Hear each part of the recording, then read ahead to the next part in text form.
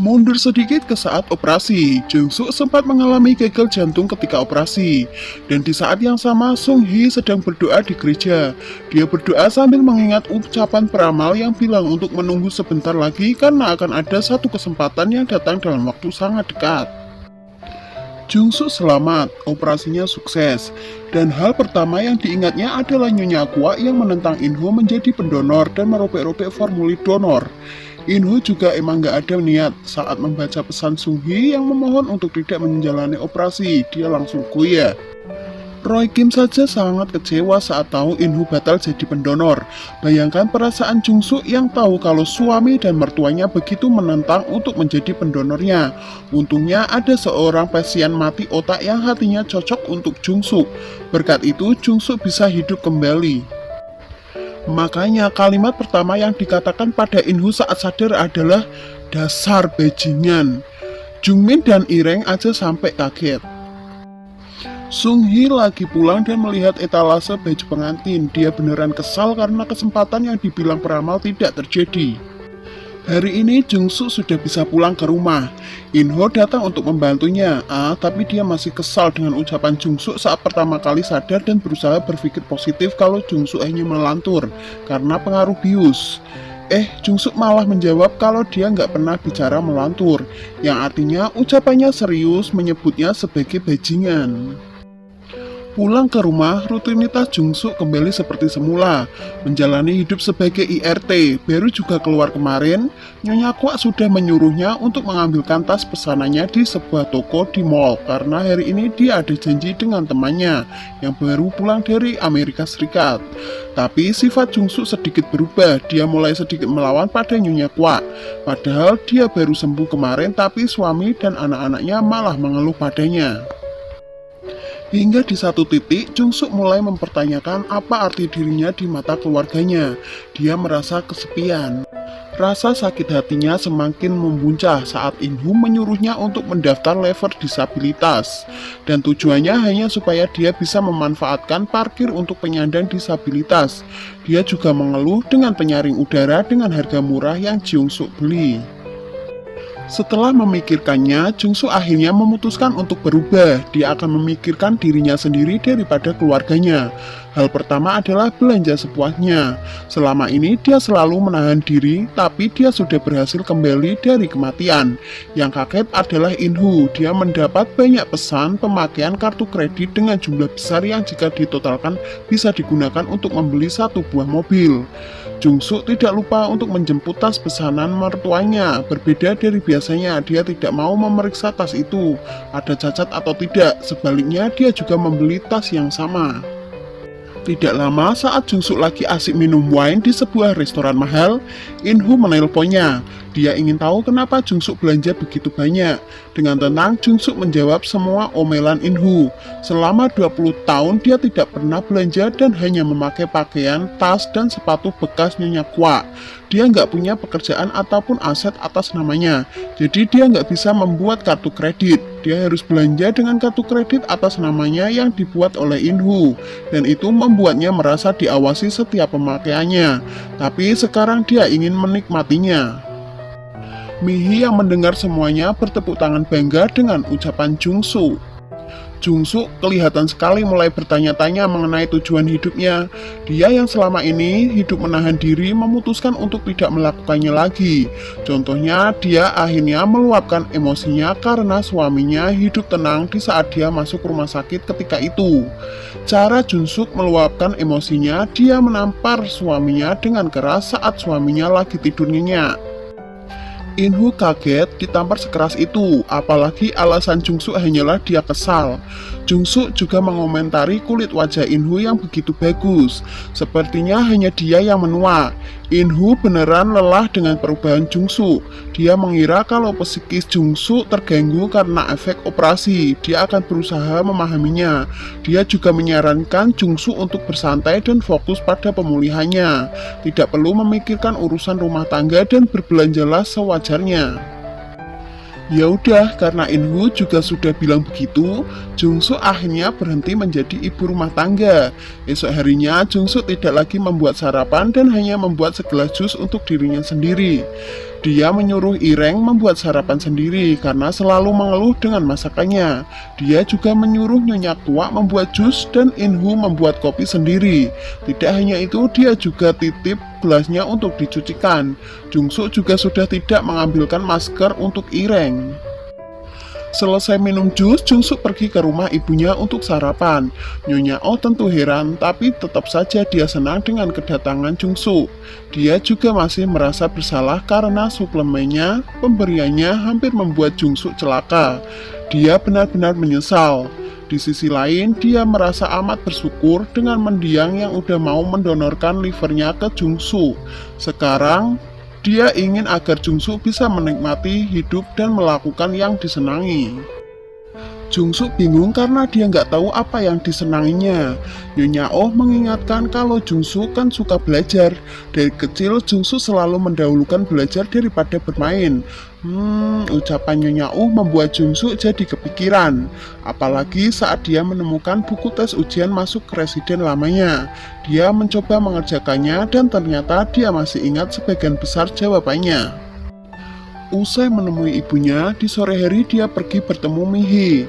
Mereka mengadakan pesta wine di sebuah gedung tinggi. Banyak hal yang mereka bicarakan, salah satunya adalah masa lalu. Mihi mengungkit mengenai Sung-hee, cinta pertama Inhu. Jungsu sudah lama melupakan nama itu.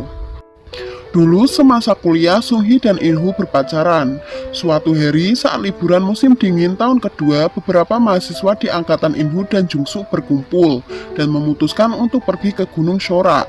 Mereka sepakat untuk mendaki sampai Hundul Bawi. Namun karena tidak berhati-hati, Jungsu terjatuh dan kakinya terkilir hingga harus kembali ke penginapan. Entah kenapa Inhu yang mengantarkannya kembali. Saat tiba di penginapan, pemilik penginapan menyalakan pemanas begitu tinggi. Keduanya amat kepanasan, hanya ada mereka berdua di kamar itu dan tergoda nafsu, mereka akhirnya melakukan itu. Jungsu hamil dan mengandung Jungmin. Inho memutuskan untuk bertanggung jawab dan memutuskan Sung-hee. Kejadian itu sangat terkenal di kampus mereka dulu. Jungsu yang hamil besar tetap berkulah dan selalu ditemani Inhu. Tapi semua orang lebih merasa kasihan kepada Sung-hee. Kejadian itu sudah lama dan mereka menyadari kalau Inhu adalah bajingan. Jungsu setuju, namun dia juga sadar kalau dia sama saja seperti Inhu. Saat itu, Inhu bertanggung jawab padanya dan anak-anaknya. Makanya dia merasa sangat bersyukur dan hidup berdedikasi untuk Inhu. Setelah kejadian itu, begitu lulus, Sung-hee langsung pergi melanjutkan sekolah ke luar negeri. Sejak itu, tidak ada yang tahu kabar Sung-hee. Ada rumor yang bilang kalau Sung-hee punya anak dan sudah bercerai. Ya, tapi Sung-hee pasti baik-baik saja karena dia adalah anak orang kaya. Pemilik waralaba klinik dengan lebih dari 10 cabang. Dia juga punya kepribadian yang baik. Mereka tidak tahu kabar terbaru Sung-hee, tapi Inho tahu. Pertemuan Inho dan Sung-hee selanjutnya adalah saat Inho menjalani pelatihan di rumah sakit Amerika. Di sana dia bertemu dengan Sung-hee dan hubungan mereka terus berlanjut hingga sekarang. Sudahlah, jangan membahas masa lalu lagi. Sekarang Mihi ingin tahu langkah hidup Jungsu selanjutnya. Jungsu berencana untuk meminta agar namanya ditambahkan ke surat kepemilikan rumahnya. Nggak buang waktu, Jungsu memberitahu niat itu kepada Inho. Dia pergi mengunjungi Inho di rumah sakit. Jawaban Inho, dia tentu nggak setuju dengan alasan kalau dia juga mewarisi rumah tersebut dari ayahnya. Jungsu hanya ingin jawaban pasti dan menyuruh Inho memberikan jawaban itu saat di rumah. Saat mau pulang, Jungsu berpapasan dengan Roy Kim, yang entah kenapa juga ke rumah sakit tersebut.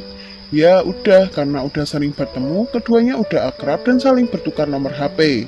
Roy Kim meminta nomor Jungsu untuk mengirimkan Jungsu foto saat Jungsu di ruang operasi melihat operasi waktu itu. Mereka juga mulai mengobrol ini itu dan Roy Kim menyarankan Jungsu untuk menjadi dokter lagi. Dia bisa melakukannya. Saat sampai di rumah, Inhu bicara dengan ibunya mengenai permintaan Jungsu. Tentu saja Nyonya Kwa nggak setuju dan marah besar. Inhu langsung menyampaikan itu ke Jungsu. Jungsu udah menduganya. Tapi Jungsu ingin hal lain. Dia ingin kembali menjadi dokter dan akan ikut ujian dokter residen. Keinginannya itu langsung ditertawakan oleh Inhu. Jungsu kesal dan mengingatkan kalau saat kuliah nilainya selalu lebih bagus daripada Inhu. Ada satu kali nilai Inhu lebih bagus dari Jungsu, dan itu ketika Jungsu melahirkan Jungmin sehingga tidak bisa belajar. Keesokan harinya, Nyonya Kuak mengajak Jungsu bincang-bincang di restoran mahal.